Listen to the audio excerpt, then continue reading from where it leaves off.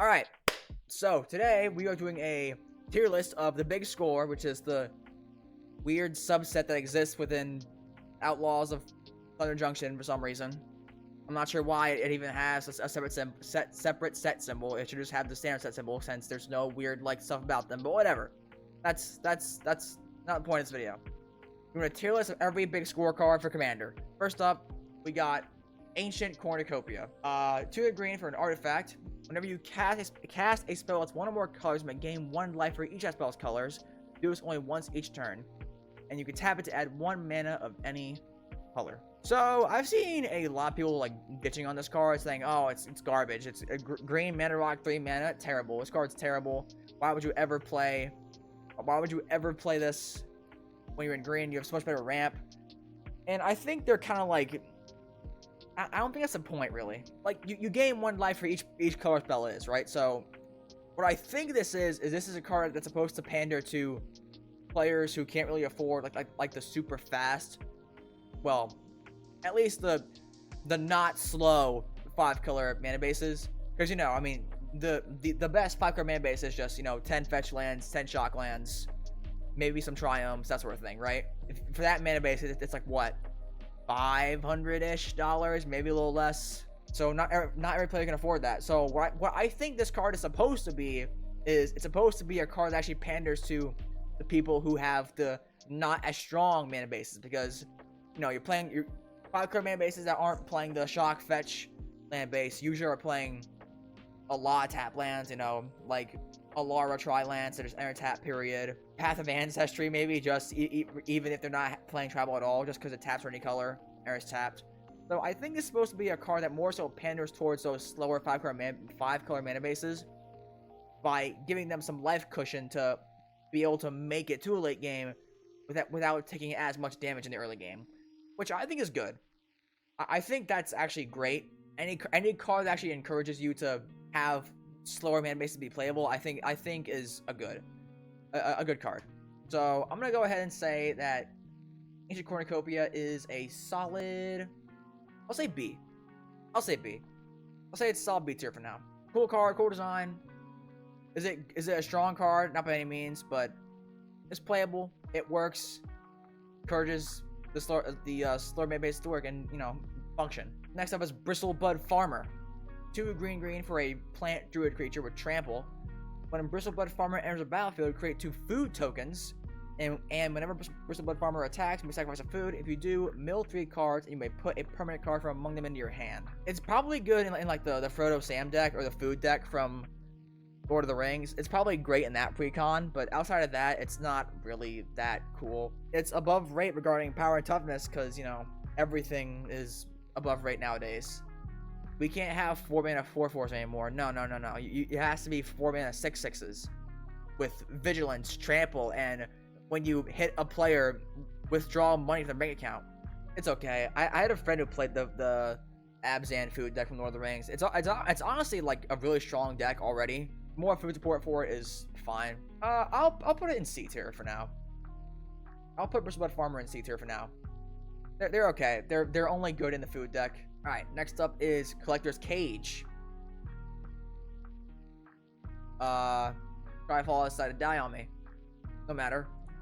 So Collector's Cage, 1 white for an artifact with Hideaway 5, which means that when this artifact enters the battlefield, look at the top of cards in your library, exile 1 face down. There we go. And then put the rest on the bottom in a random order. And then you can pay 1 and tap it to put a +1/+1 counter on target creature you control.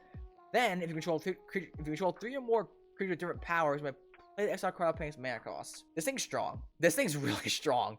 It makes combat math like super confusing for the receiving end, because hey, he can just pay, your opponent can just pay 1 and give any creature a counter, which will make math really hard. Which means they can probably make any block they want advantageous for them, or at least a trade. And getting to cast a Hideaway card means you just need to have Coven from Midnight Hunt, which is like really easy, I think. Like, that's not hard at all. Especially on 2 mana. I mean, you can very easily like turn 1, I don't know, Mana Dork, turn 2 other creature, turn 3 other creature, turn 4 Cage, cast a Hideaway card. And of course, you gotta get lucky, because, you know, the Hideaway card could just suck and be like a nature's lore or something, but I think for the most part, this card is actually like really good. It's great in +1 +1 counter decks. It's great for like getting advantage in combat. This card's great. This card's really good. I'm putting Collector's Cage in A tier. Cool card, and it's a white card, so always good in my book. Having white get good cards is always gonna be a win for me, in my opinion. All right, next up is Esoteric Duplicator. Blue for a clue artifact. Interesting. Whenever you sacrifice Esoteric Duplicator or another artifact, you may pay 2. If you do, at the beginning of the next end step, create a token that's copy that artifact, and you can pay 2 and sack it to draw a card. If you sacrifice the duplicator itself, you can pay another 2 and get it back on the end step. So it's like 4 mana to draw a card every turn, which is pretty bad. I'm really not sure how good this is, honestly, like at all. So you sack an artifact and you pay 2, and you just get it back, so you can get like artifact sack triggers or death triggers even, but get them back by paying 2. I'm not really sure how good that is, honestly. 2 is a lot, man.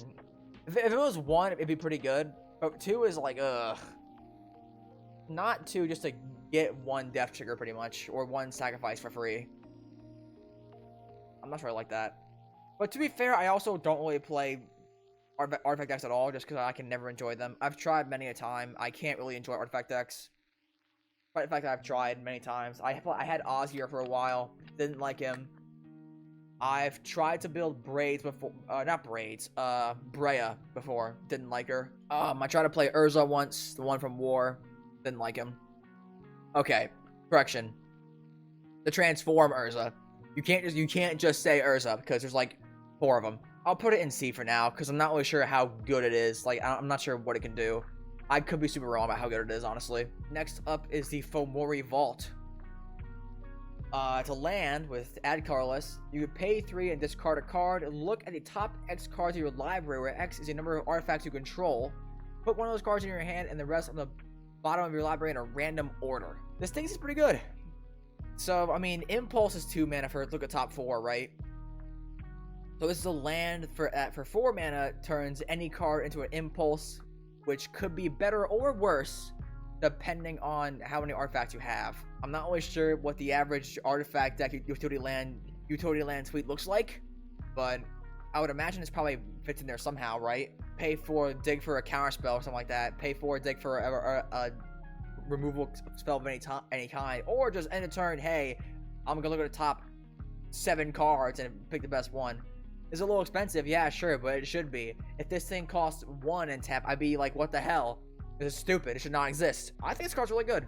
Again, I don't play artifact decks that much, but I mean, I think I can't imagine this not finding a place in those artifact decks. I'll put you in B tier. I like it. So next up is Generous Plunderer. 1 in a red for a human rogue creature with Menace. At the beginning of your upkeep, you may create a treasure token. When you do, target opponent creates a tapped treasure token. Whenever a Generous Plunderer attacks, it deals damage to defending player equal to the number of artifacts they control. You know, a little birdie told me once that giving your opponent's advantage is pretty bad for you. Sure, the treasure they make is tapped, but it's like you're still giving your opponent treasure. What's the payoff you get? You get to deal 1 extra point of damage for that turn, but guess what? It's not gonna go 1, then 2, then 3. They're gonna sack the treasure, dude. Why would you not sack the treasure your opponent gave you immediately just to take less damage? And even if they don't, hey, it's a 2/2 that hits you for 3. Who cares? And even then, it's a 2/2 of Menace, so it's gonna die in combat pretty easily. I mean, the Menace does make it a little harder to be blocked, but it still is like, why? I mean, it's great against artifact decks, right? If you hate artifact decks, this guy's amazing, but that's like very meta dependent, pod dependent. I'm putting him in D. I don't like him at all. If I can find him, where is he? Here. I don't like him at all. I do not like Generous Plunderer at all. Next up, we have Greed's Gambit. 3 in a black. When Greed's Gambit enters the battlefield, you draw 3 cards, gain 6 life, and create 3/2/1 black bat creatures with flying. In your end step, you discard a card, lose 2 life, and sacrifice a creature. When Greed's Gambit leaves the battlefield, you discard 3 cards, lose 6 life, and sacrifice 3 creatures. This card is playable in Blim, Comedic Genius, and that's it. Nowhere else. Where else do you play it? I guess if you're in a... Well, no, not even that. I was gonna say if you're in like a enchantment sacrifice deck, you can play it, but no, you can't, because then you just lose everything you just got for playing it in the first place. So, yeah. This card is exclusively playable in Blim, Comedic Genius. And you know what? I'm putting an F. I know I just said a D is if it's good in one certain deck, but I don't care. I don't like this card. This card's terrible. Alright, next up is Harvester of Misery. 3 black for a spirit creature with Menace. When the Harvester of Misery enters the battlefield, other creatures get -2/-2 until the turn. You can pay 2 and discard it to give a creature -2/-2 until the turn. I mean, I don't think -2/-2 kills that much. If you really hate token decks, I'm sure it's good, but just play Damnation. Like legit, just play Damnation. Play Damnation, play Toxic Deluge. I think discarding it is not really that useful. I'm sure it's great in the stupid Cascade decks in Modern, in all those formats, but in Commander, no. I guess if you're playing Esper Spirits, it's okay. I don't like this thing. Put you in D tier. Next up is Hostile Investigator. 3 and a black for a Ogre Rogue Detective. When a hostile investigator enters the battlefield, target opponent discards a card. Whenever one or more players discard one or more cards and investigate, this ability triggers only once each turn. The snoozer text, bro. Card seems pretty overcosted for what it does. I'll put him in D. Next up, we got a Legion Extruder. 1 in a red artifact. When a Legion Extruder enters the battlefield, it deals 2 damage to any target. You may pay 2 and tap it to sack another artifact and make one 3/3 golem. No, I think this is like actually unplayable. Like even if you are in an artifact sacrifice deck, you have better artifact sack outlets than having to pay 2 and tap it once each turn to make a single 3/3. And the 2 damage is like irrelevant. I play Bolt in my commander decks because I think Bolt is actually really good now, and it kills a lot of like really problematic small creatures like Opposition Agent, used to be Hull Breacher, not anymore. Thalia, all those things. Plus a lot of like the smaller commanders are problems too. But I think 2 damage kills like almost nothing. I think this is like unplayable. Like I'm not sure. I don't know what deck you're playing where you need a 2-minute sack outlet that you gotta pay 2 to sack things every time is good in. But there is almost certainly better options for you. Maybe if you're mono red, but like Duretti, maybe if you're in Duretti, that's playable, but even then it's like Duretti himself is a sack outlet. I can't see you playing this thing at all. I'm not sure why anyone would. Next up we have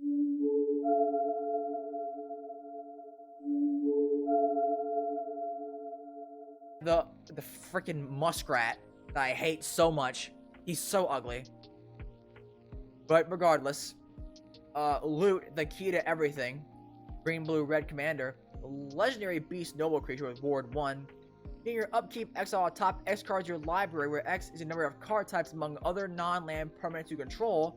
You may play those cards this turn.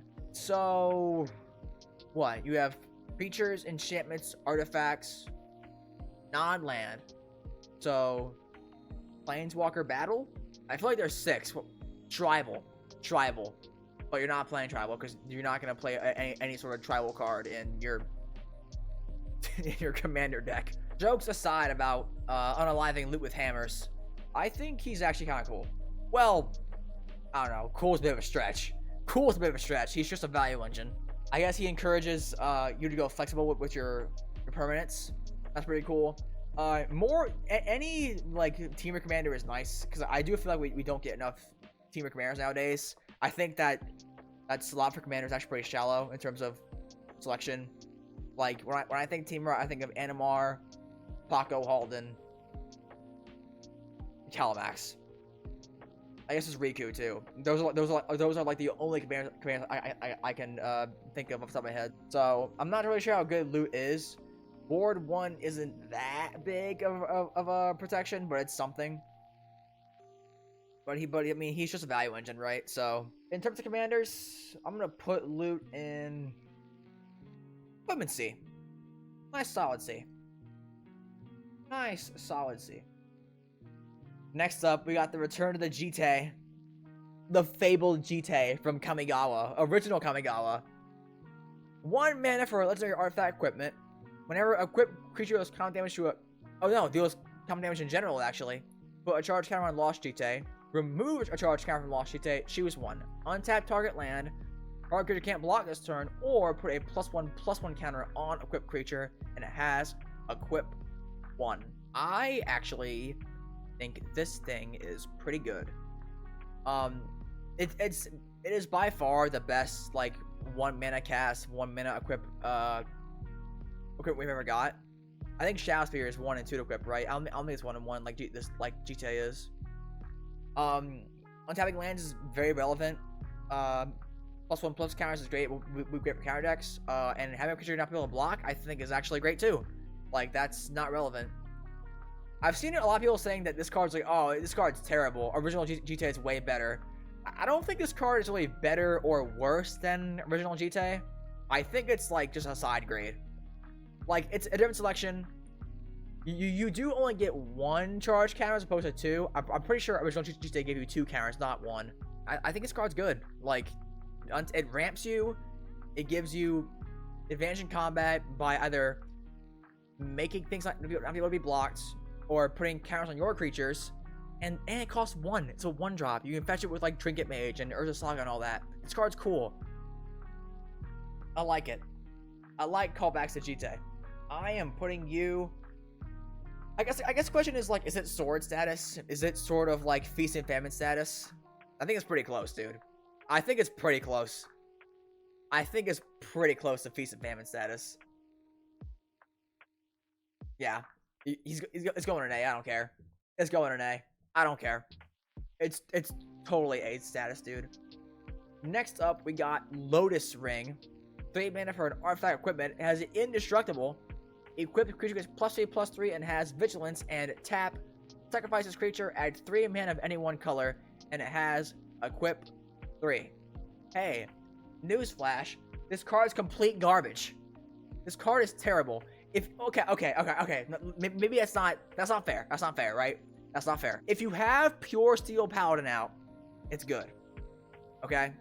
If you have a way to give this thing equip 0 or reduce equipment cost so that the equip cost gets reduced to like 2 or even 1, then it's good, right? Because otherwise you're just kind of banking mana. You're turning 1 creature into like a Black Lotus, but you gotta pay 3 mana anyway, so you're not netting mana. You're more so just kind of like banking it for the next turn, because you tap lands to equip it, and then next turn your all lands are untapped, and then you can sack the creature you equipped to last turn for 3 mana, so that now the turn after you equip this, you have 3 extra mana. I really think if you can give this thing equip 0 with like Pure Steel Paladin, it's great. But then again, you gotta be in like an equipment go wide token sacrifice deck, which to me sounds like it might suffer from having to stretch your game plan too wide. So, but still, I would love to see some like really cool shenanigans with this, where it's like, make some tokens, give Lotus Ring equip 0, sack, add like 15 mana, sacrifice like 5 creatures, and then play some giant X spell, right? That'd be really cool to pull off. That'd be super cool to pull off. It actually, now I'm saying it out loud, it sounds like the perfect like meme jank, like purposefully like super inefficient bad like combo deck I'd play for sure. Because like, I mean, I play Lich's Mastery deck with like, where it's like the win con is like put yourself to 0 with Mastery in the field and then exchange life tools with like Soul Conduit. That's one of my favorite decks to play, just because the win con is like so jank and inefficient, where it's like if you win with it, it's like, all right, you deserve it, because that win's not cringe, right? Yeah, jump through a bunch of hoops to get there. And I think this card, Now that I'm talking out loud, I've convinced myself that this card isn't really that bad, right? I think it's a fun, like, with the right synergies, it can be super, like, crazy, busted, and probably kind of jank, because I think you do need to have a lot of hoops to jump through to make this thing even remotely good. I think it's a cool card. I'll put it in B. Well, no. It should be C. There's a little too many hoops to jump through for it to be a B tier card, I think. Next up, we have Memory Vessel.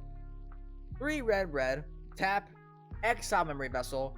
Each player exiles the top 7 cards of their library until your next turn. Players may play cards in exile this way, and they can't play cards from their hand. Activate only as a sorcery. This is just Memory Jar, I think, right? The wording is slightly different, but this is just Memory Jar. Which is like, I think Memory Jar is like they exile the cards in their hand and then draw 7, and then like at the beginning of the next, no, I think it's like beginning your next turn, each player puts the cards they drew it with Memory Jar into exile, and then they take back the cards they exiled as Memory Jar got cracked. So it's slightly different, but for the most part, it's just Memory Jar. I also think Memory Jar is like only 2 mana though, not 5. It's okay. It's alright. It's not bad. It's a card. It's a card, right? I mean, are you playing a 5 mana wheel that only gives you new cards for 1 turn? Are you playing that in your Chimera deck? Are you playing that? Excuse me. I can't imagine you are. I wouldn't for sure. Is it F tier? Is it F tier? I don't think it's... no, it's not F tier. Oh, maybe it is. I don't know. 5 mana is a lot, dude. 5 mana is a lot. Then again, it is like a wheel. It's a wheel where you don't gotta discard your hand, right? Because you get your cards back. I'll put it in D. I'm honestly not sure what deck you play that in at all. Next up, we have... what is it? Molten Duplication. 1 and a red for a sorcery. Create a token that's a copy of target artifact or creature control, except it's an artifact in addition to its other types. It gains haste until end of turn. Sack it at the beginning of the next end step. So this is just Heat Shimmer, but power crept, right? Because it's 2 mana instead of 3. Well, I think Heat Shimmer is an instant actually, not a sorcery. There's Twin Flame too, but Twin Flame you can pay more mana to copy more things. It's fine. I don't know. I've never really been I've never played cards like this, right? I've never really played cards like this at all. You can put it under Isochron Scepter, so that could be huge. That could be funny. That could be a thing you could do. I'm not sure how good that is compared to like just putting, I don't know, a counter spell under it, or just, you know, dramatic reversal. Again, I don't play artifact decks, so I'm not sure how relevant it is. I'm not sure how relevant the part of you being able to clone an artifact with this is, really. I'm not sure at all how relevant that line text is, but we'll see as time goes on. Next up is Nexus of Becoming. 6 mana for an artifact. You have combat on your turn, draw a card. Then you may exile an artifact or a creature card from your hand. If you do, create a token that's a copy of the exile card, except it's a 3/3 golem in addition to its other types. Wow. First of all, already it's like 6 mana, draw extra card, right? That's not bad. I know Staff of Nin does not really play that much in decks nowadays, or even Mind's Eye for that matter, but it's still extra draw, right? But then on top of that, you can just bin cards, get rid of them, and then get them onto the field for free. But the difference is they gain the artifact type, they don't have it, and they lose some power and toughness, or gain if they're smaller. This card's absurd, dude. This card's nuts. Imagine you're playing like Hate Bear or something like that. You're playing like Sanctum Prelate and Thalia and like Notion Thief and all of them, and you can just like, oh, each turn I'm gonna put a Hate Bear on the field for free, and it's a 3/3, which is already pretty comparable to what most Hate Bears are. Might be better, might be worse, depends on their stat line. But this is insane, dude. This card's busted. This is like S tier. This is like S tier, dude. Why would you not play this? That card's nuts. That card's so good. Amazing. All right. Moving on, we got Old Tech Matter Weaver, 2 and a white for a human artificer creature. Whenever you cast a creature spell, choose one. Make a 1/1 gnome or create a token that's copy of target artifact token you control. Why is an Ixalan character in a vault on Thunder Junction? Like, this is very clearly Ixalan architecture. Was a person from Ixalan just chilling in the vault? Then they open it and like, oh, I'm free, finally, I can make gnomes again. Hooray. Cast creatures, make gnomes, or make... I mean, okay, so first of all, obviously the main appeal here is the make tokens. That's a copy of artifact tokens, right? You just make more artifact tokens, so, I mean... Whenever you cast a creature, make a treasure, make a clue, make a food if you're that kind of guy. I mean, he's probably great in Osgear, right? You just keep making tokens of the artifact tokens Osgear makes. That's probably really good, right? That's gotta be busted. That's gotta be busted. Has to be. No way it's not. No way it's not. So I mean, we did just get a ton of like clue support in not Nuke Penna. Mild inconveniences at Karlov Manor. Yes, that's what it's called. So, you could be making a ton of clue tokens with that. You cast creatures. It's probably great in the Salmon and Frodo deck where you use, you know, all your creatures make food now, which is great. Is it B tier? I'll put it in B tier. I'll put it in B tier for now. It might go down later on, but I think B tier feels right to me. Next up is Omen Path Journey. When Omen Path... Oh, sorry. Let me back up here. 3 and a green for an enchantment. When Omen Path Journey enters the battlefield, search your library for up to 5 land cards that have different names. Exile them and then shuffle. Gain your end step, choose a card at random, exile with Omen Path Journey, and put it on battlefield tap. At random. Why is it random? Why is it random? Why has it gotta be random? So first of all, it's very easy to go, I'll pay 4 mana and grab 5 lands. Alright, cool, bro. Before your end step, Nature's Claim. Anguished Unmaking. Naturalize. And then you just get blown out super hard. 4 mana, do nothing. Get played. You got gorshed. What can I say? You got gorshed. You can't just grab 2, though. You can be smart about it and say, hey, look, this is a slow, explosive vegetation that grabs 2 non-basics. Right? I think if you grab 2 lands, your opponents aren't going to be as privy to blow it up. But then again, if you go, I'll grab Field of the Dead and Gaia's Cradle. Nah, bro, that's getting blown up. That's getting blown up. It's not going to go through. I think it's jank.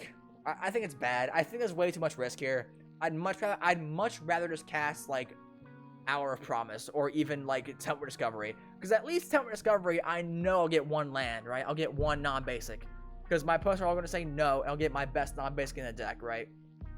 At least with the cards like that, I know I'm going to get something. I'll put it in an F tier. I don't care. I'm putting it in an F tier. I don't care. I think it's bad. I think it's bad. Terrible. Next up is Pest Control. White-black sorcery. Destroy all non-land permanents with mana value 1 or less. Pretty good. Cycling 2. The heartbeats of thousands of CEDH decks just stopped the moment this card was previewed, dude. 2 mana. Blow up your Soul Ring. Blow up your Mana Vault. Blow up your Mana Crypt. Blow up your Llanowar Elves. Blow up all your stupid little 1 mana artifacts. Gone. This card's amazing. I am throwing this in every white-black deck. And guess what? By the way, oh man, my opponents aren't playing any 1-drops. I'll just pay 2 and cycle it away. This card's nuts! This card's nuts! This is like the strongest Zealous Persecution ever printed. This card's nuts. This card's so good. S tier.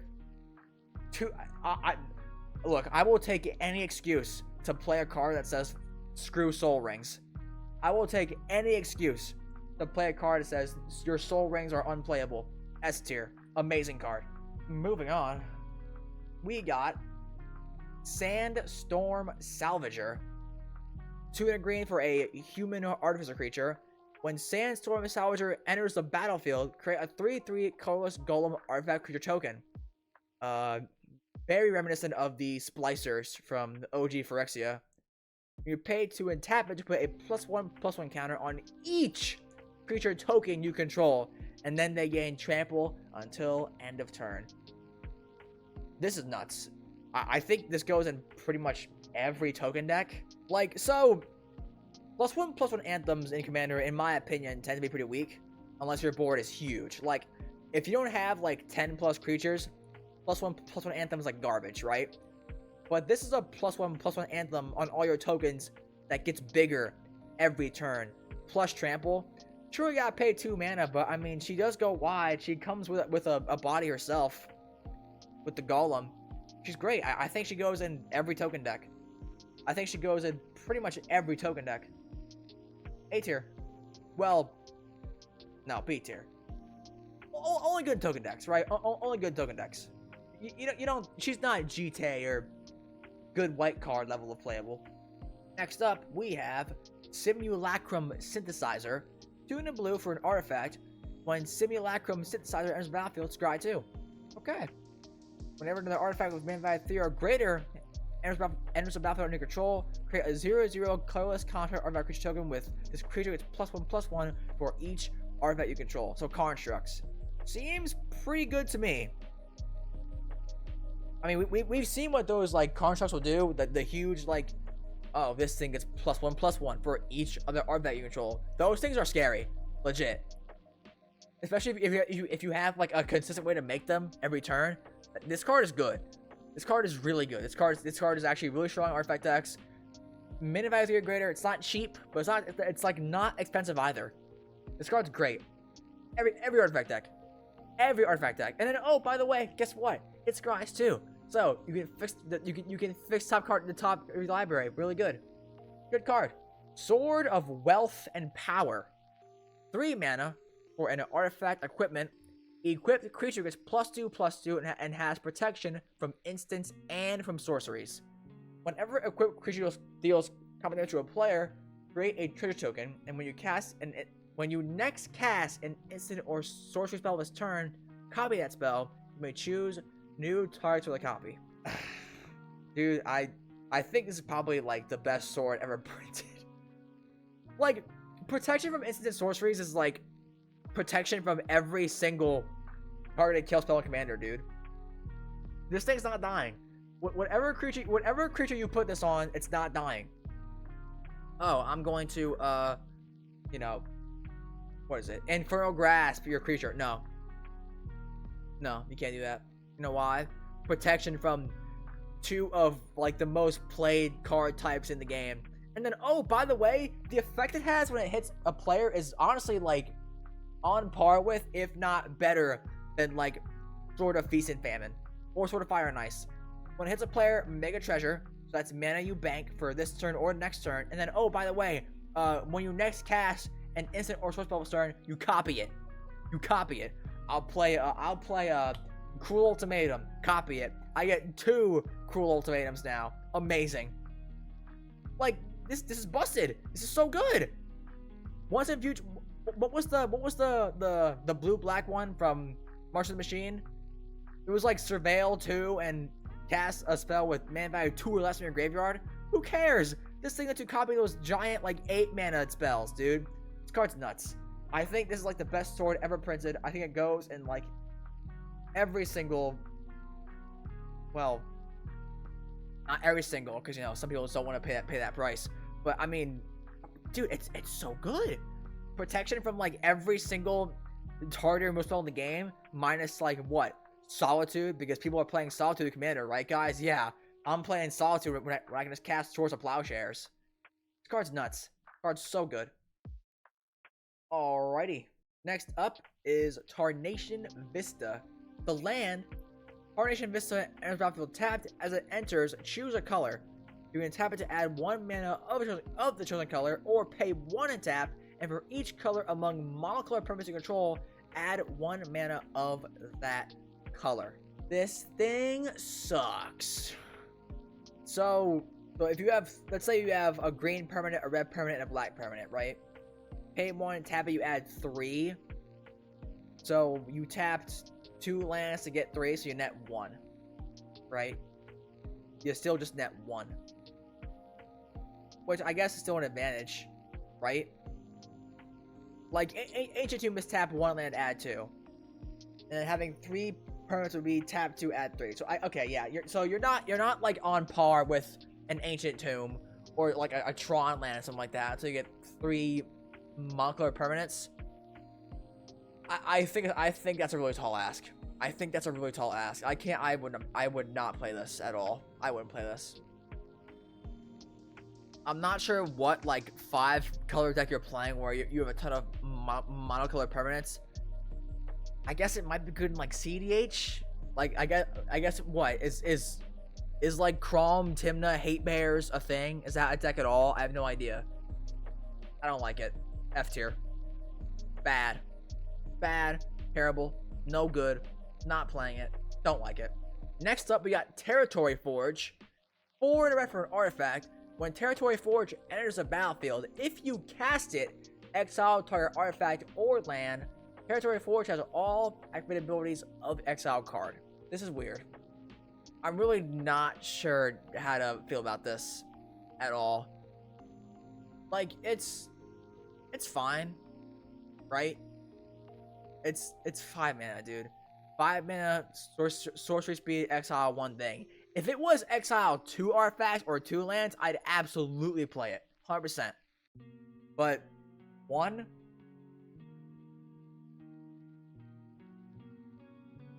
I don't like it. I'm not a fan. I am not a fan at all of Territory Forge. I don't like it. Like, it steals abilities, but I mean, I think it depends on what you're exiling, right? I mean, let's say someone plays a, you know, I mean, this is just an example. Blightsteel, right? 5 mana. Exile your Blightsteel. Do I get any advantage? No. You just exile Blightsteel, and now you have this 5 mana artifact does nothing.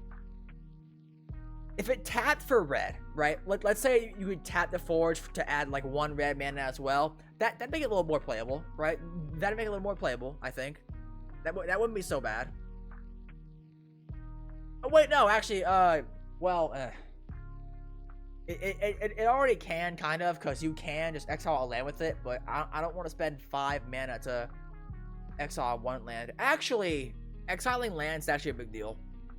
Like, there have been so many games where I play against some, like, stupid land deck, and they play Field of the Dead, and then I just, like, oh, I'll destroy Field of the Dead. But guess what? Doesn't matter, because there's, like, 15 different cards now that say you may play lands from the graveyard. So you can blow up there's like scary non-basics, and it doesn't matter because they can just play it again from the graveyard with your Conduit of Worlds and Ramunap Excavator and Crucible of Worlds, and there's that like Rhino too from Brothers War. I think it's like something Behemoth. There are so many ways to get back non-basics now that I think if you want to blow up lands, you actually have to have a card that says, hey, you exile the land, which the best one I could find nowadays is like Rip of Desolation, which is like 6 mana instant, black, devoid, exile a creature and a land. And that's like the best thing I could find. So, I don't know, man. I'm not sure I want to pay 5 mana for a 1-for-1 though either. Like, sure, let's say I exile a Field of the Dead, right? You didn't really get any advantage. You just have the ability to tap for colorless. On the flip side, there's a possibility you exile like a, I don't know, your opponent's Cabal Coffers, right? And they have Urborg in the field, so now all you can get a ton of mana. I don't know. The ceiling of this is really high, but the ground is like in hell. The floor is in hell. It could be so bad. I'm gonna put it in D tier for now. The card seems like it could be really good like in the right circumstances, but generally it sounds to me like it could be pretty bad. So I think D tier sounds right to me. Alright, next up is Transmutation Font. 5 mana artifact. Love sick art, by the way. It's really cool art. Tap, create your choice of a blood token, a clue token, or a food token. Pay 3, tap it, sacrifice 3 artifact tokens with different names, search your library for an artifact card, put it onto the battlefield, and then shuffle. Activate only as a sorcery. I don't like it. Again, I don't play artifact decks that much, but the ask of getting 3 differently named tokens seems kind of hard to me. But Bounce Man, you can just tap the font itself to make your blood, clue, and food token on 3 separate turns. Yeah, dude. And what's gonna happen is you're gonna tap it, make a blood token, tap it, make a clue token. On the 3rd turn, as you tap it for a food token, your opponent's gonna say, "All right, cool, blow it up." Nice 5 mana for a clue, food, and blood. Terrible. If you're in the right deck, I'm sure it's great, but even then, you're still paying, like, let's say you already have 3 tokens already, right? There are different names, right? So you already have that. You're still spending 5 and 3, so 8 mana just to get 1 artifact card onto the field. You're not really gaining that much mana advantage, if at all. Like, you know, obviously, you know, best card is Lightsteel Colossus, right? Or some other combo piece. Still 8 mana. And you still had to go through the hoop of getting 3 different artifact tokens, which I think is a pretty tall ask. Maybe not for Osgear, I guess, but even then, you got actually Osgear like 3 different times. That's still a hard ask, in my opinion. I don't know. I could be wrong, but this to me just seems like way too, like, unrealistic. I know, you know, you read a text of search for artifact, put it onto the battlefield, and everyone goes, "Woo! Woo! Free spells! Woo!" But I don't think it. I think it's way too tall of an ask to be even mildly playable in Commander. I'm putting it in D tier. I don't think it's F tier because it's still at worst it makes a clue return while it's there. I mean, let's say you cast it and then you don't even try to make the food or blood. You just make 1 clue return. Your opponents will probably leave it alone. Just because you're making 1 clue. You spent 5 mana to make a clue return. Whoop-de-doo. Who cares? We got Vault-Born Tyrant. There was a dinosaur in the vault. Yes, there was a dinosaur in the vault. That makes sense. 5 green, 7 mana for a dinosaur with trample. Whenever a Vault-Born Tyrant or another creature with power 4 or greater enters the battlefield under your control, you gain 3 life and draw a card. Okay, that's pretty good. When Vault-Born Tyrant dies, if it's not a token, create a token as a copy of it, except as an artifact in addition to its other types. So this is just another, like, mono green good stuff stomping engine, right?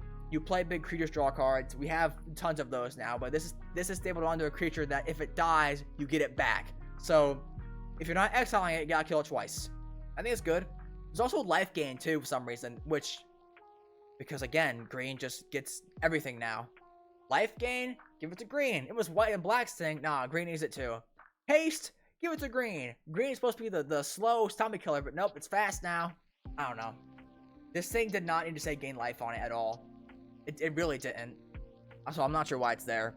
But good card. Rewards all your mono green, red stompy decks that just want to play big fat creatures as fast as you can. Good card. I'll put it in B tier. And finally, last but not least, we have the World Walker Helm. 2 in a blue for an artifact. If you would create 1 or more artifact tokens, instead create those tokens plus additional map token. Pay 1 blue and tap it to create a token that's a copy of target artifact token you control. I think maps kind of suck. I don't really think they're that strong. Paying 2 to create a token, a copy of an artifact token. There's a lot of, like, art making tokens of artifact tokens in this weird subset, I'm noticing. So I think the whole effect of, like, make a token of another token is a really tall ask, because, like, what are you even playing? What are you playing that makes a token of other artifact tokens? The only thing I can think of is, like, Sahili's Artistry, which is like 6 mana. I don't know. I could be undervaluing that last ability, but I really think it's not that strong of an effect, and it seems hard to even make playable. I understand you can just make tokens of the maps, but like I said, I think maps kind of suck. Pay 1, sack it. It's not even an instant speed either, it's sorcery speed, so you can just like, it's on your turn, sack it. You might draw a card, otherwise it's just a +1/+1 counter. It's totally possible that I'm just undervaluing the whole thing of like, pay to make tokens of other artifact tokens. I could be undervaluing that 100%, but for the most part, I think this card is not that good. So I'm gonna put you in D tier. How's that list look? How's that list look? I think it's pretty good. I don't think there's anything there I'd change. I don't believe. Yeah, that's good. Good list.